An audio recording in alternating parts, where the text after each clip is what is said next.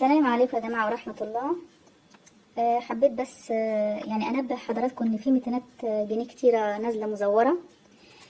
دول دلوقتي ورقتين، واحدة سليمة وواحدة مزورة، وقلت ممكن جدا بس أفيد حضراتكم. ده أشهر العلامات اللي ممكن تكون تساعدنا إن احنا نعرف إذا كانت مزورة أو لأ.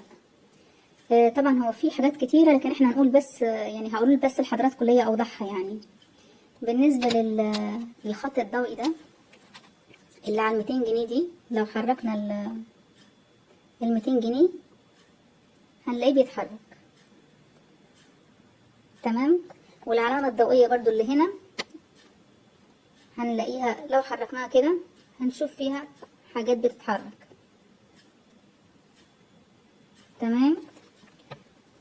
وال 200 جنيه دي ناقصة، كتابتها ناقصة، لكن لو حركناها هتبان وتكتمل. تمام. وفي كمان 200 جنيه اهي ضوئية، وفي علامة الكاتب،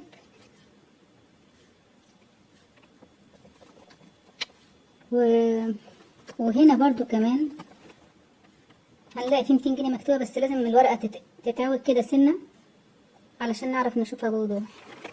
بالنسبة بقى للمزورة، العلامة الضوئية دي ثابتة ما بتتحركش، هو كده عاملها كخط بس يعني. وطبعا ال 200 جنيه اللي هنا دي مش بتكمل، ومفيش هنا 200 جنيه خفية. تمام. والخط الضوئي ده طبعا ثابت ما بيتحركش.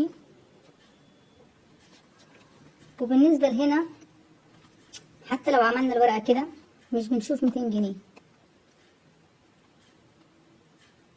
او كاتبها عاملها يعني مش واضحة، اي كلام يعني. عموما ربنا يا رب يسترها علينا، وخلي بالكم بقى. تمام. السلام عليكم ورحمة الله.